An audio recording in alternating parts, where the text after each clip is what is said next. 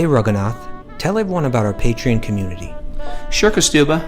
The Wisdom of the Sages Patreon community is an incredible online yoga resource. If you like the type of yoga wisdom and culture we share on the show, then our Patreon community is a great next step.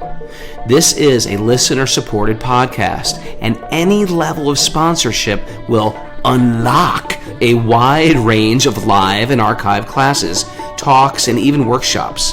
Raghunath teaches, I teach, and we have a host of other excellent teachers on topics ranging from yoga philosophy, asana classes, storytelling, Ayurveda, kirtan, cooking, meditation, and a lot more. We even have an incredible online Bhakti 12-step recovery group. So if you want to check it out, go to patreon.com/wisdom of the sages. All right, let's get it on. Om Namo Bhagavate Vasudevaya. Om Namo Bhagavate Vasudevaya. Om Namo Bhagavate Vasudevaya.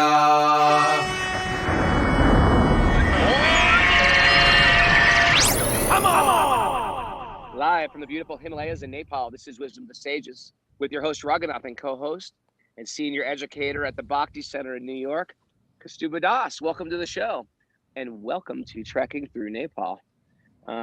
We're here with about 25 students and we're trying our best to do Wisdom of the Sages every day. Yesterday was sort of a failure. Would you call it a failure, Kaustubha?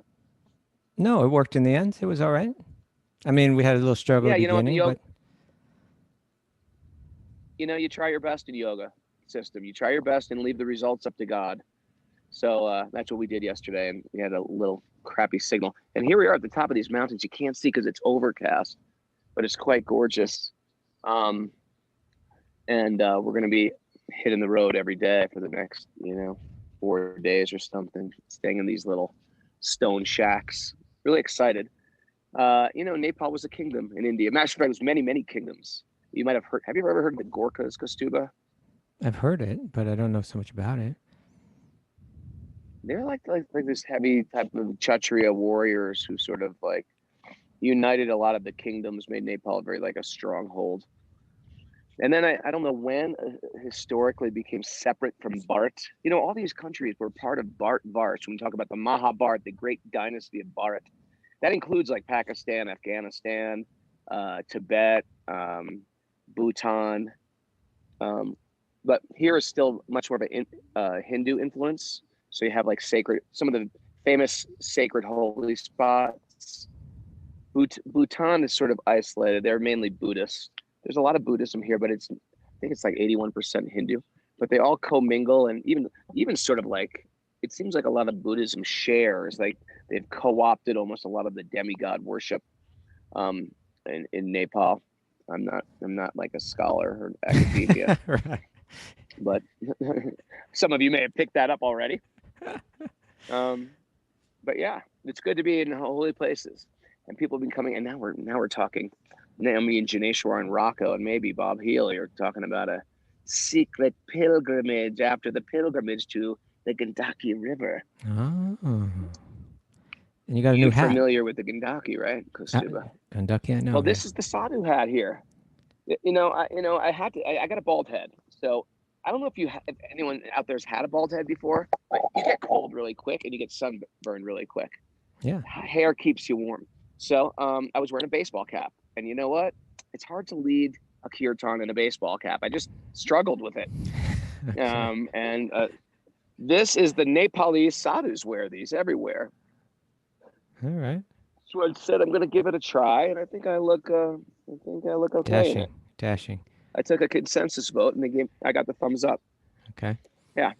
In Bhakti, in spiritual life, it's got nothing to do with what you wear, but wearing helps something. You can be a great soul and wear any types of clothing, or you can be dressed like a sadhu and have your mind in the gutter. It's not about the clothes, but the clothes help. So when I do kirtan, a baseball cap, it was hard for me to get in that mood, Okay. get in that bob. But now with this Nepalese hat, I'm feeling like it's giving me special powers. All right. That's sort of where I'm at. What do you guys think? Powers from the... Some people going like this.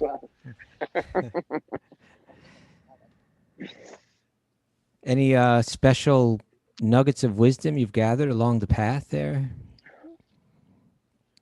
Well, we're practicing those 6 pillars. We're practicing especially tolerance. Roads have been bumpy, a lot of zigzaggies around mountains. And, you don't know what you're getting, where you're staying. You really never know what's 3 steps ahead. Yeah. And it makes you just sort of accept what you got. And it's easy to complain about stuff. And so just the practice of tolerance. What's the verse we always quote? There's never enough for those whose senses are unsatisfied. And so if we go in there with too many expectations, I find the expectations are a killer of joy. So we trade our expectations in for appreciations. That was we used that a lot in the old days. Expectations in for appreciations. Yeah, but that I think that comes from Tony Robbins. But I was wondering if you had anything there from Nepal. But I'm just kidding. Hey, you know what? Truth is truth. If Tony That's Robbins right. has some truth, I'll take it. That's right. All right, man. Yeah, you ready to get started? Yeah, let's go. Narayanam namaskritya, naram chaiva narotamam devam saraswatim vyasam tato jayam mudiraye.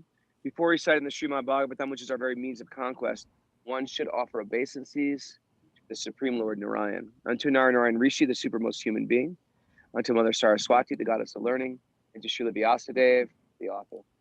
Nasta prayeshva bhadreshu nityam bhagavat sevaya bhagavati uttama shloke bhaktir bhavati naishtaki.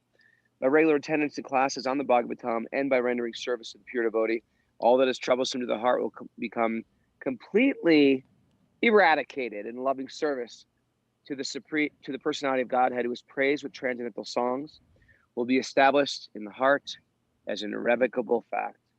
Om Jnana Tamarandasya Gyananjana Shalakaya Chaksurunmanatam Yena Tasmai Shri Gurave Namaha.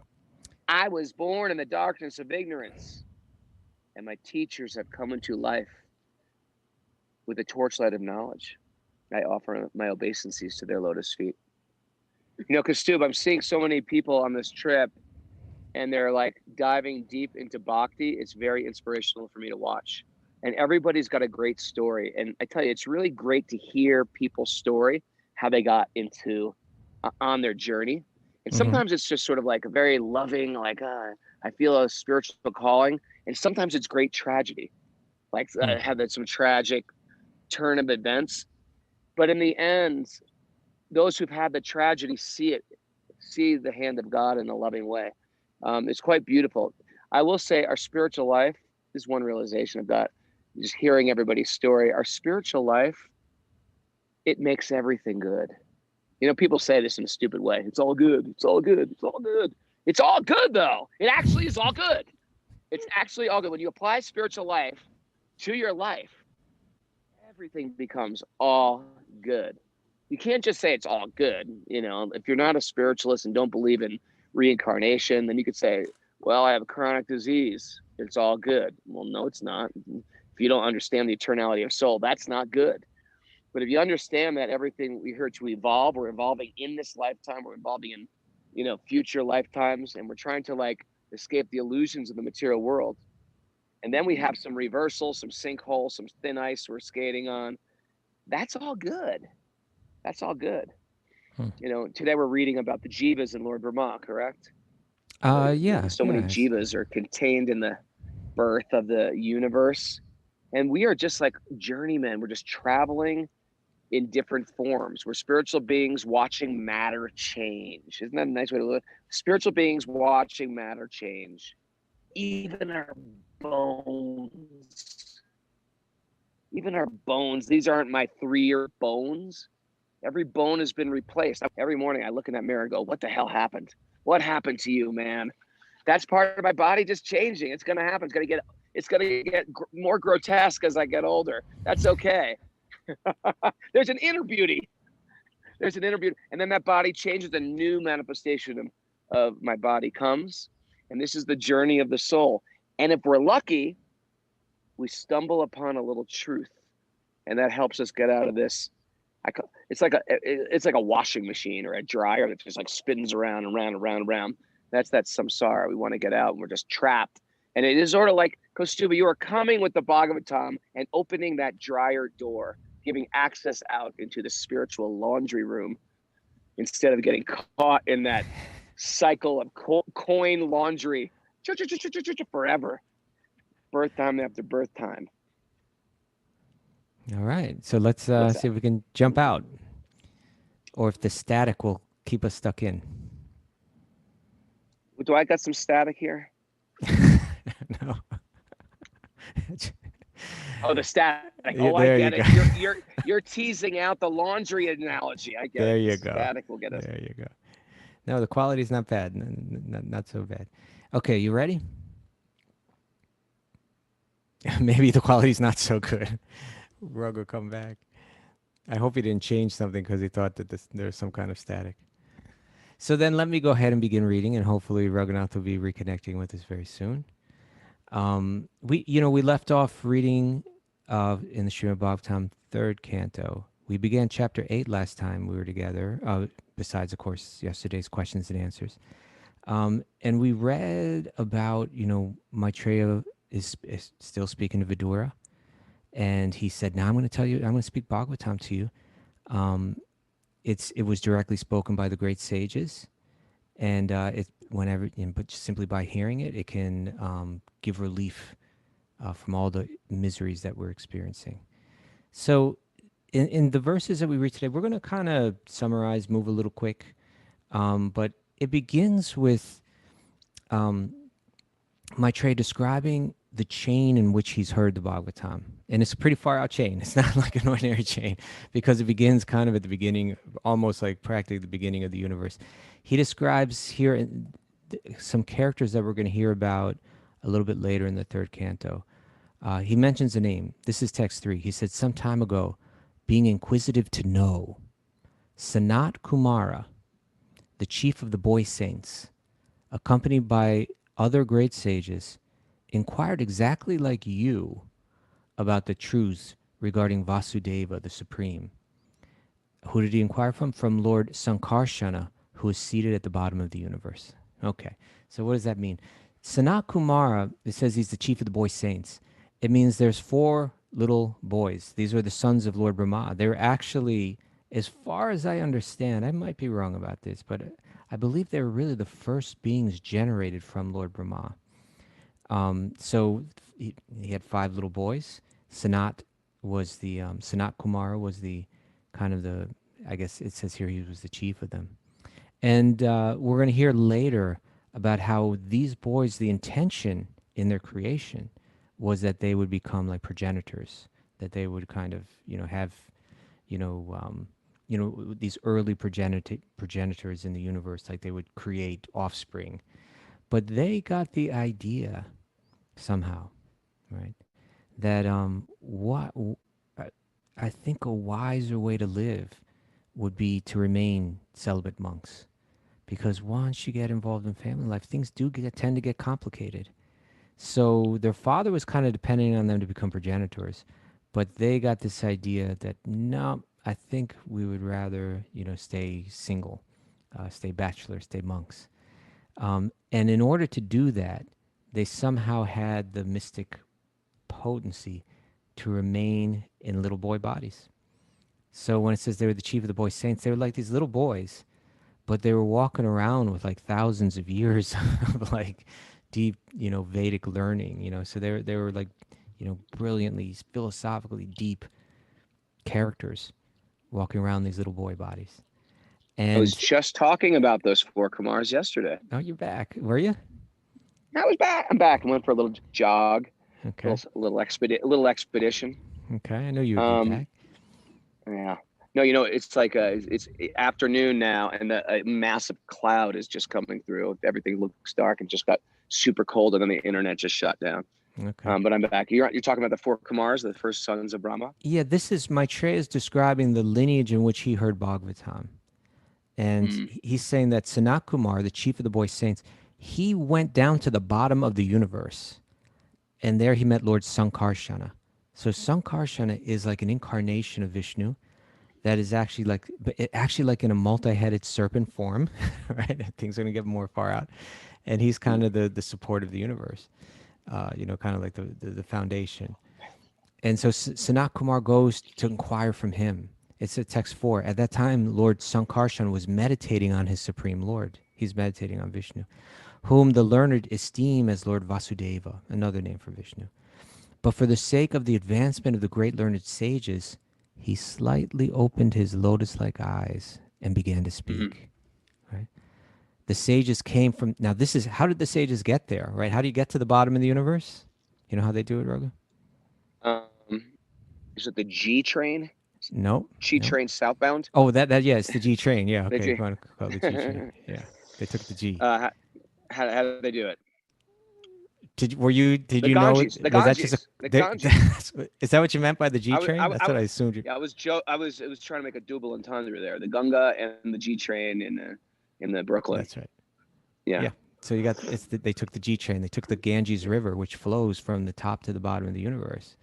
Now, interestingly enough, they also say that the Ganga, that sadhus can travel underwater in the Ganga and manifest in different parts of India. Have you ever heard that? Well, okay. Well, you're thinking like Prabhupada. We can read the commentary. I wasn't planning on it, but we can read the commentary to this verse. This is text 5.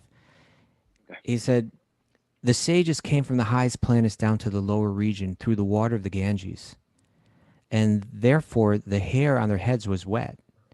They touched the lotus feet of the Lord, which are worshipped with various paraphernalia by the daughters of the Serpent King when they desire good husbands. So here's Prabhupada's commentary. He says, the Ganges water flows directly from the lotus feet of Vishnu, and its course runs from the highest planet of the universe down to the lowest. The sages came down from Satyaloka, that's the highest planet. That's where Brahma is situated, so they were born there, right? So they came down from Satyaloka by taking advantage of the flowing water, a process of transportation made possible by the power of mystic yoga. If a river flows thousands and thousands of miles, a perfect yogi can at once transport himself from one place to another simply by dipping in its water. The Ganges is the only celestial river which flows through the universe, and great sages travel all over the universe via this sacred river. Although I think the Yamuna does too, huh? The Yamuna also. Not that I know of, but I mean, somehow it gets to the earth, but... Right? Yeah, they meet. Anyway, hang on. Yeah. This is some of my esoteric books I've been reading. Yeah, what books the Yamuna also descends. Okay. The Yamuna also descends. It meets with the Ganga. And then, but the Yamuna returns, whereas the Ganga goes down to the lower planets. Okay. So, but it's very interesting that the fact that the Ganga is like this portal to like a moving staircase. You can just get in it and go to other places. It's quite fascinating. It is. Prabhupada continues, the statement that their hair was wet indicates that it was directly moistened by the water originating from the lotus feet of Vishnu, the Ganges River. Whoever touches the water of the Ganges... Now, this is... Prabhupada's he's just throwing this in here as a side note. But I guess when he thinks of the Ganges, he wants to make this point, right? So he says, whoever touches the water of the Ganges to his head surely touches the lotus feet of the Lord directly. Wow. and can become free from all effects of sinful acts, right? So all our bad karma, all our misdeeds. I think that's a good word for sinful, right? Misdeeds. How do you like that?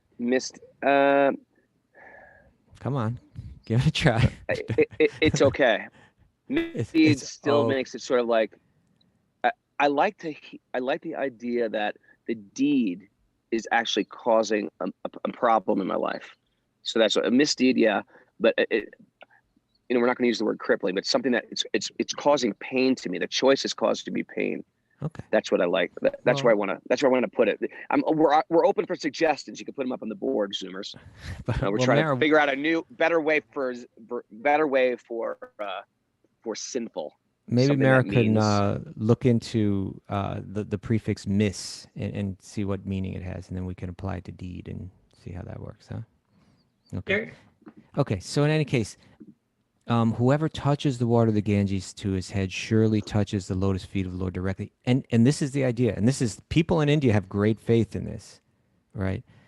Forget it. That by bathing in that water, you can become relieved of the bad karma that you're due, right? He says, if after taking a bath in the Ganges or being washed of all sins or all bad karma, if a person guards himself or herself against committing further sinful acts, further misdeeds, then certainly they're delivered. But if they again take up sinful activities or misdeeds, then their bath in the Ganges is as good as that of An elephant bathing with yeah, dust. is that of an elephant you've ever- who nicely takes his bath in a river, but later spoils the whole thing by covering themselves with dust, with the dust of the land. So you want That's to describe the elephant bathing? well, unless you watch, you gotta notice elephants. Elephants, what they do is they take their bath, they come out, then they splash the dust back on. So that's the idea of, okay, I'm gonna go to church on Sunday, and then I'm gonna commit sin Monday through Saturday. The idea is that we change our day to day. We don't just repent.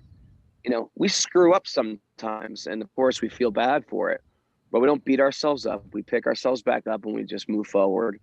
The idea is we're not just here to repent. We're here to change our lifestyle. We're here to change our day to day, or else bathing in the Ganges becomes, what's the big deal? You get rid of all your sins and you create a whole bunch of new sins. Okay, not using sins anymore. Mara, why don't you just hit the thesaurus? Put in Okay. crippling. Put crippling in the thesaurus. All right. Do you want miss before I switch over? Please. The prefix wrongly, badly, or unsuitably. Yeah. Okay. So that that were All right. deeds And that then, are yeah. unsuitable for one's happiness, you could say. They're misdeeds, right? And then the thesaurus for cripple. Ruin, destroy, wipe out, crush, impair, hamper, impede. This keeps on going. Enfeeble, render powerless, impoverish, disable, paralyze, immobilize, incapacitate, debilitate, maim, impair, damage, injure. Okay. Any of those work?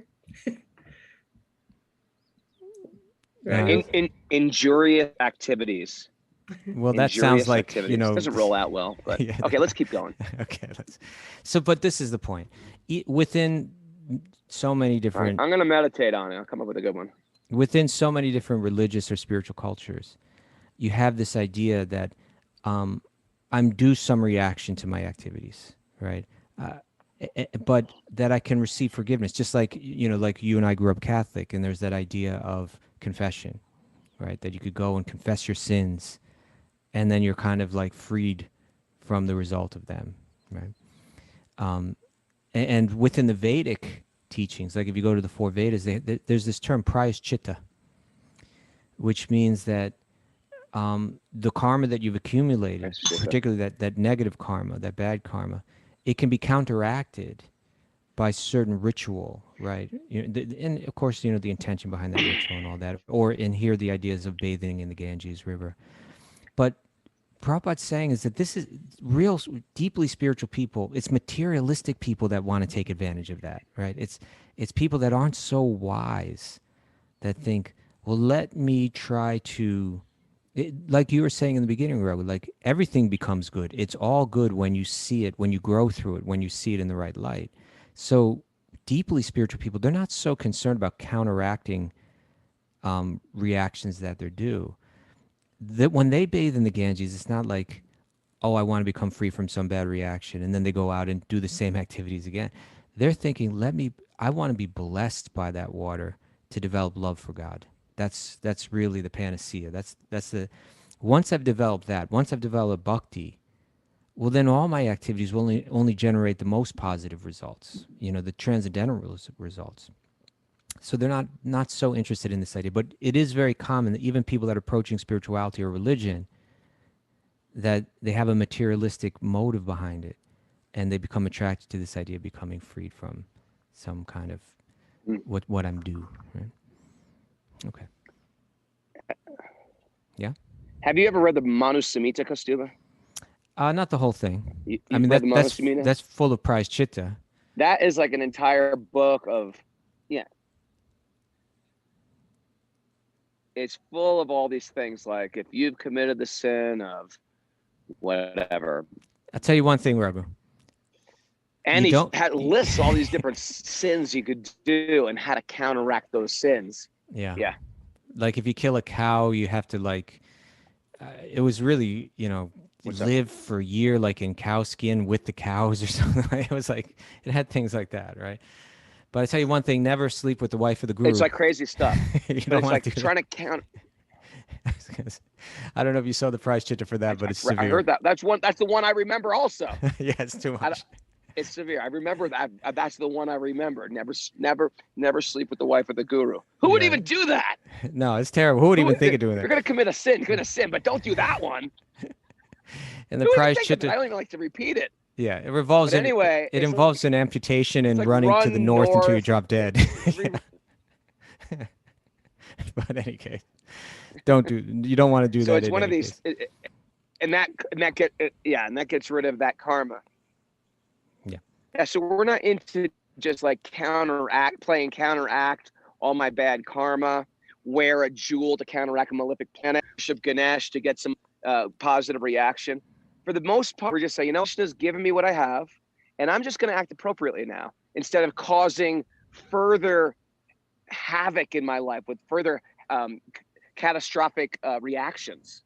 Let's just get on our spiritual path. Otherwise, it's not spiritual. It's just like, okay, you understand that the universe is very deep and it's all intricately connected.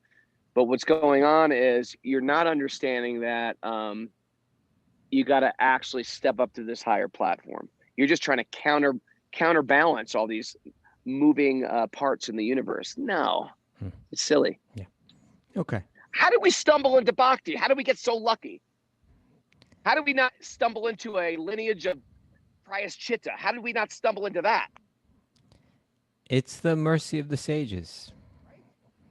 They bring it, right? Okay. So let's continue. Now we're going to hear about, it's being described again, the lineage in which Maitreya heard the Bhagavatam. So he says, Lord Sankarshan thus spoke the purport of Srimad Bhagavatam to the great sage Sanat Kumar, this little boy, who had already taken the vow of renunciation. And that's significant because he was already renounced. Why is he interested in Bhagavatam, which is telling about Krishna's pastimes?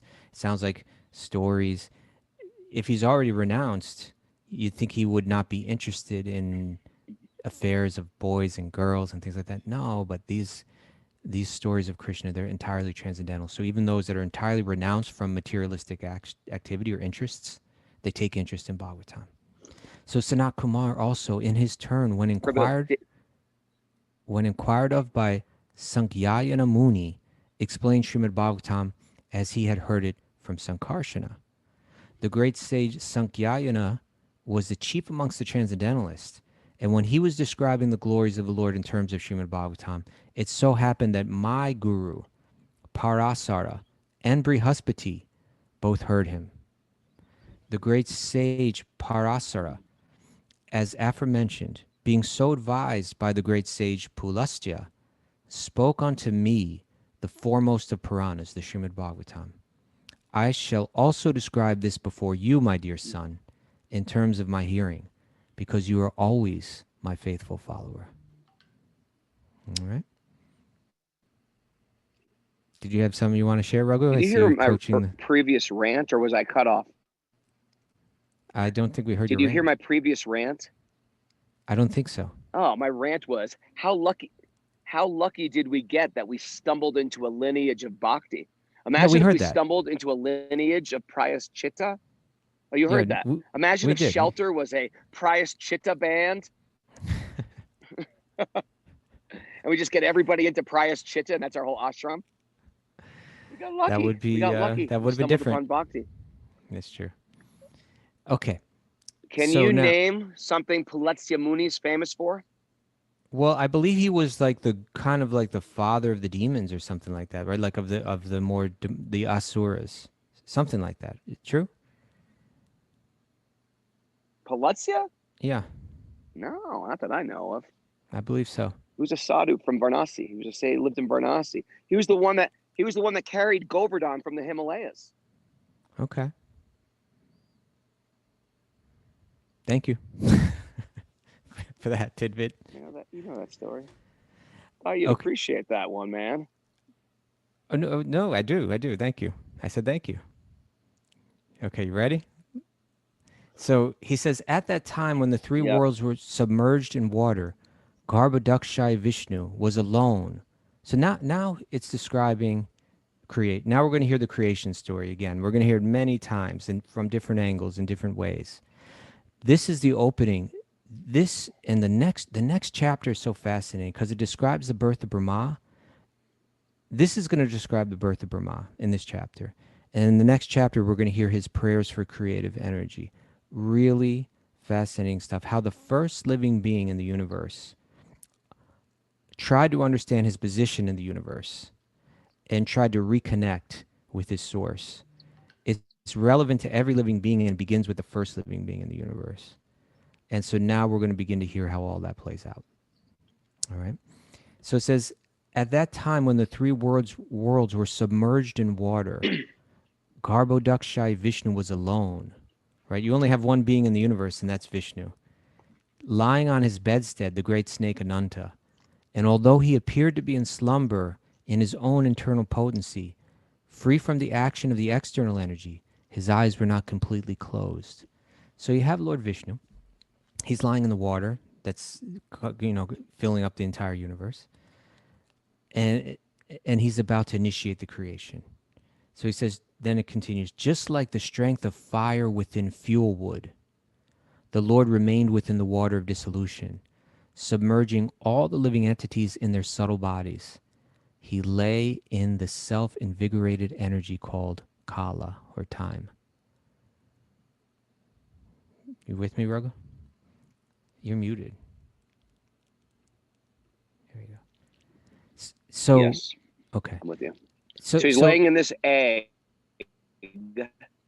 of material energy dominated by Kala, or time. Yeah, and it says that it uses an analogy like the strength of fire within fuel wood. Like if you have a log, it's got fire inside it, right? It may be, sitting in your home about, you haven't thrown it into the fireplace yet, but the potential, it's all in there. The fire's inside that log. And when you just use a little kindling, you can bring all that fire out. So within Lord Vishnu are all of us, all the jivas, right? This is describing that the universe goes through these different pralayas, they call them. Just like we see, the changing of the seasons and so on. Everything's like micro and macro, right? So like the universe goes through this period where it's just covered in water, and then creation, starts again. And for those jivas, those souls that don't find their liberation, that don't break out, then they go into the body of Vishnu for a very long time, relatively. And so they're all resting there within the body of Vishnu, like fire within fuel wood. Okay, it continues. The Lord laid down for 1,000 cycles of I wonder 4 yugas. I wonder if that's like a painful place to be. But or it's like a peaceful sleep. place to It's be. like a sleep. So it says the Lord laid Might not be that bad. not that. The Lord laid down for 1,000 cycles of 4 yugas in his internal potency, and by his external energy, he appeared to be sleeping within the water. When the living entities were coming out for further development of their fruitive activities, right? That's why we're here in this universe, because we want to try to enjoy separately from God, right? Our fruitive activities. So when the living entities were coming out for further development of their fruitive activities, actuated by the energy of Kala Shakti, he saw his transcendental body as bluish. Okay, but the way that I understand this is, it says when the living entities were coming out for further development of their fruitive activities, in other words, to receive the karma of their previous activities, right? Everyone was meant to be born in a particular body according to their previous activities to try to enjoy that situation some more. So it's kind of like waiting. It's interesting because we're just at this time of year where you can see everything budding, right? Like all the trees are budding, and you see what's inside there, the potency that's inside, and then it all starts to come out. So it's describing all the living beings are inside the. It's like if you see a property in the wintertime up in upstate, you have no idea. When we got Super Soul Farm, we got it in the winter. We had no idea what was on the property. So everything's sitting in that sleep form, in that dormant form. And then all of a sudden it's like, oh, azaleas, lilacs, tulips, and you don't know it's ready to come out. So this is the jiva, and how they'll manifest, how they'll become manifests once the universe manifests. Yeah, it's all going to unfurl, right? So text 13, the subtle subject matter of creation on which the Lord's attention was fixed was agitated by the material mode of passion, and thus the subtle form of creation pierced through his abdomen. I'm just going to read the next 2 verses and then we'll discuss the whole thing. Piercing through, this sum total form of the fruit of activity of the living entities took the shape of the bud of a lotus flower generated from the personality of Vishnu, and by his supreme will illuminated everything like the sun and dried up the vast waters of devastation. Into that universal lotus flower, Lord Vishnu personally entered as the super soul, and when it was thus impregnated with all the modes of material nature, the personality of Vedic wisdom, whom we call the self-born, was generated, and that's Lord Brahma. Okay. So let's just slow down and take a look at what just happened here, right? It's saying that there was a destruction, that the universe goes through seasons or cycles, and that there's kind of a winter in which everything's covered with water. And at that time, all the jivas, they merge into the body of Lord Vishnu, and then they're sitting there like fire inside of a log, right? And then when the time is right, when enough time has passed, then focused on recreation for the purpose of every one of those living beings within him experiencing their due karma, right, and having the chance to go out there and enjoy again. Lord Vishnu focuses on creation, and that intention of his manifests as a bud bursting from his navel, a lotus bud, and that lotus grows, and it illuminates everything, and it dries up that water, like half of that water, I suppose, because he's still like lying on this bed of water, right? But I think like the whole thing is full of water when it's not like that. So it's like a bubble full of water, and then half of it dries up.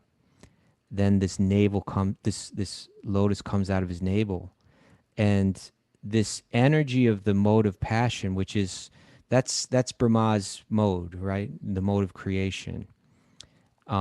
It agitates the whole circumstance, and all the jivas are in that lotus bud, and Brahma's in that lotus bud. Vishnu enters into that as the super soul of Lord Brahma, and the flower opens up. It begins to unfurl.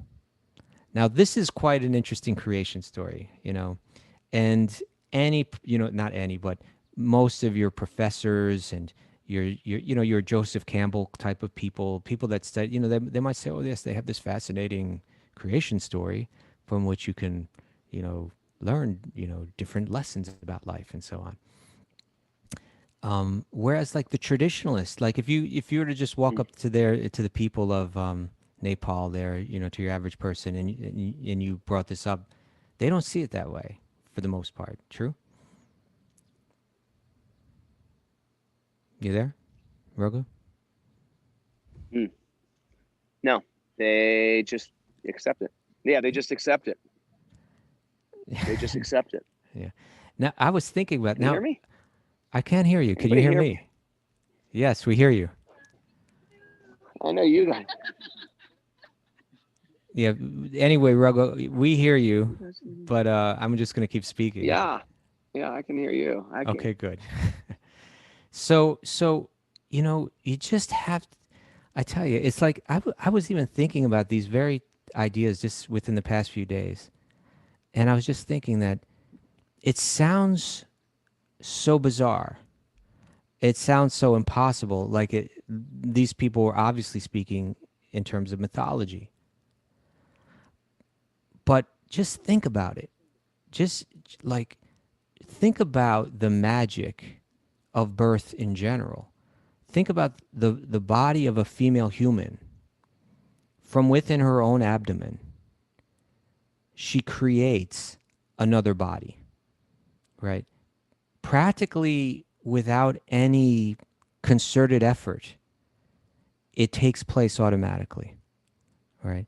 And so within the body of a human woman, is born this body. And if you look and analyze that body, the complexities of that body, right, of that human body within her, are like nearly unlimitedly fascinating. Like, the complexity of it, it's far beyond what we can understand. How does the human eyeball get created? And look at the human eyeball.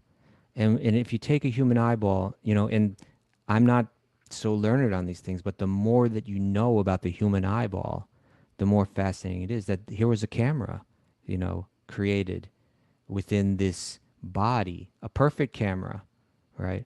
Created within this body that's growing automatically without any effort of this woman.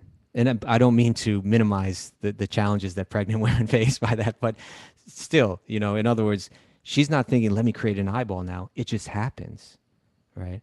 And the eyeball is, in one sense, one of the more simple functions that's going on in that body. What to speak of the human brain that's created within that abdomen of that woman. It's like, it's way beyond the most complex computer that a human being can create, right? But automatically, it starts to develop within the abdomen of that woman. So if a human, not only a human woman, but vast majority of human women can effortlessly create another human body within their own abdomen. And not only that, but that human body can go on to create more human bodies in the same way. The wonder of that is really quite something. Is that mystery of how that takes place? Is that, if we can accept that, why should we not accept that Vishnu could create a lotus bud from his abdomen upon which Lord Brahma is born? It's, to me, it's just a question. It's just a matter of shifting one's, just kind of the context in which you see the world. You just kind of have to step back from it a little bit. Scientists, they go deeper into these mysteries of nature, right? And they come back to us and they show us what they've discovered. We've discovered something about how a flower grows. We've discovered something about the human body. We've discovered something about the solar system. We've discovered something about the earth, something that we didn't understand before, but with the equipment that we have and with the further progress of our knowledge, we've recognized something. And isn't this amazing? For that's appreciated. And really, for the spiritualist, these things generally just kind of confirm their faith. But what scientists often, not all, but often what they miss the whole, the most simple, what should be obvious, is that there must be intelligence behind this, right? That there's wherever you see this complexity of design, there has to be a designer. And so if a designer can design human bodies that can create more human bodies, why couldn't that same designer give birth in any way, in any creative way that he desires? And why not on a flower? Why not from the abdomen? And why not populate a universe, in this way? It's actually just a beautiful way of doing it, a fascinating way of doing it. So I don't know if Raghu, have you made it back? Hopefully Raghu somehow made it back. You got cut off for a while. Yeah, I'm here. Okay, I'm great. here. There's like, we got a storm coming through. This is where Really? people die in the Himalayas. A storm comes through, and you lose a few, and you just leave them on the side. You keep hiking. Yeah. I hope no relatives of your great, pilgrims are listening to you. watching. Huh? I know. It was a great point you're making. The only thing we have to say is babies aren't made in the abdomen; they're made in the uterus. Well, the uterus is situated within the abdomen. Stomach, right? I think the abdomen is like the whole. Mara, look up abdomen. I think the abdomen means the whole stomach area, but I could be wrong. You got that? I think it's the tummy. I think the Latin name is the. It contains the digestive organs, the belly. Yeah. So it's bounded by the diaphragm and the pelvis. So the uterus is within that, I think, right? I'm not sure. Okay. I believe the abdomen is just referring to that whole general area. But in any case, you know, Tummy if we can can be scientific. Okay, let's say tummy. But this goes on to another point here, and let's read Srila Prabhupada's commentary to this text 15. And it relates to something that we discussed on the show yesterday. So if we have time for this, I'd love to get into it today. That this is the commentary. The lotus flower is the universal virat form, or the universal form. Like the whole universe is kind of like going to unfold out of this flower. All the bodies, all the planets, all of the karma, all the modes of material nature. Everything that we see in this universe is unfurling from this flower. So this lotus flower is the universal virat form, or the gigantic form of the Lord in the material world. It becomes amalgamated in the personality of Godhead Vishnu in his abdomen at the time of dissolution, and it becomes manifest at the time of creation. This is due to Garbhodakshai Vishnu, to Lord Vishnu, who enters into each of the universes. In this form is the sum total of all fruitive activities of the living entities, conditioned by material nature. And the first of them, namely Brahma, or the controller of the universe, is generated from this lotus flower. This firstborn living being, unlike all others, has no material father, and thus he is called self-born, or Svayambhu. He goes to sleep with Narayan at the time of devastation, and when there's another creation, he is born in this way. Okay. So, it's not just Lord Vishnu, but like every living being is in there. It's kind of like you all got karma. You're all going to wake up and you're going to pursue where you left off, but you're going to go to sleep for a long time, and then you're going to wake up. Then when Vishnu's ready for recreation, from him grows this lotus. Upon that is Brahma, and Brahma's got all this raw material to work with, including the modes of material nature, and every living being within that universe. And then he's going to, everything's going to unfurl from him. But this was a point that kind of came up yesterday. I came across it. I never thought of it this way, but we had this question. I believe it was from Matt from Wisconsin, and he was saying, I don't know if you were able to hear us at that point of the show, Raghu. I think it was the second question that we took. Did you hear that question about like walking? He's saying like, now that it's like springtime, I like to go out and like I like to walk in the park, and like how can I meditate when I'm walking? Do you remember? Did you hear that? I read it, but you didn't. I read it, but I didn't hear your. I read the question, but I didn't hear your answer. Right. So I didn't hear your answer. Yeah. I got you. And so I read from the Bhagavad Gita, because my point to him was focus on the non-difference of every living being, right? Generally, like when we walk down the street, we start to size everybody up right away, right? This one's cool, this one's not cool, right? This one's a winner, this one's a loser. Right? Oh, yeah. It's hard not to, right? This one's attractive, this one's unattractive, It's actually, we have to, like the sadhu, right? The saint, the deeply spiritual yogi, they're going to feel that tendency to size people up according to what we see, according to their body, because that's what we're seeing, right? The body and the way that it's decorated and whatever. They're going to feel that's an imposition on my consciousness, this tendency to size these people up and to see them based on their bodies rather than to see their spiritual essence. And so if we want to kind of come to a deeper level of understanding and to a deeper level of happiness in life, we need to somehow overcome that. We need to somehow address that tendency within us and then recognize it and deal with it. And how do we deal with it? We deal with it by hearing and reflecting on the knowledge that we receive from these texts. Now, I read some Bhagavad Gita, and I'm going to read these verses again. And this is from the 13th chapter of the Bhagavad Gita, beginning with text 27. Krishna says, Arjuna, know that whatever you see in existence, both moving and non-moving, both, like animals and trees and plants and so on, both moving and non-moving, is only a combination of the field of activities and the knower of the field, right? The field of activities is the bodies and the material world that we're moving through, and the knower of the field is the soul, or the jiva. So when you look at this world, you should see two things.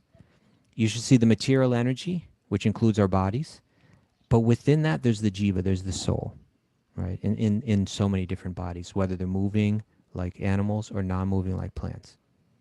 He says, one who sees the super soul, Lord Vishnu, right, accompanying the individual soul in all bodies, and who understands that neither the soul nor the super soul within the destructible body is ever destroyed, that person actually sees. They're seeing reality, right?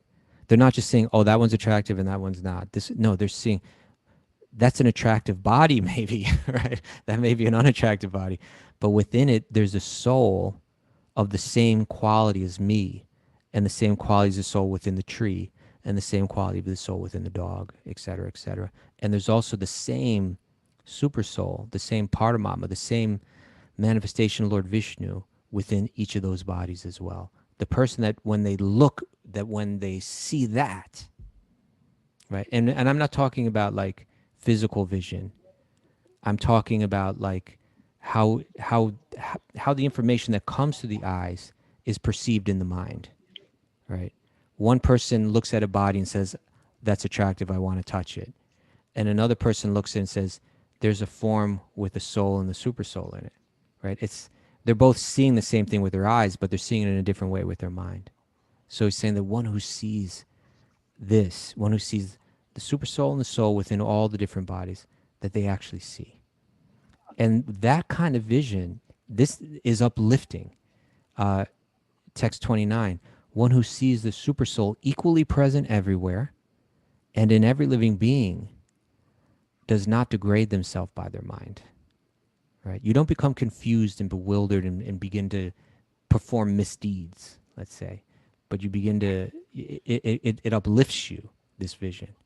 And he says, thus they approach the transcendental destination. And now this verse, text 31, it relates to what we're reading here. And it says, when a sensible person ceases to see different identities due to different material bodies, right? There's the cool person and there's the uncool person, right? Even there's the man, there's the woman. Even there's the human, there's the animal, right? That's not the identity, that's just the body. The identity is the soul within.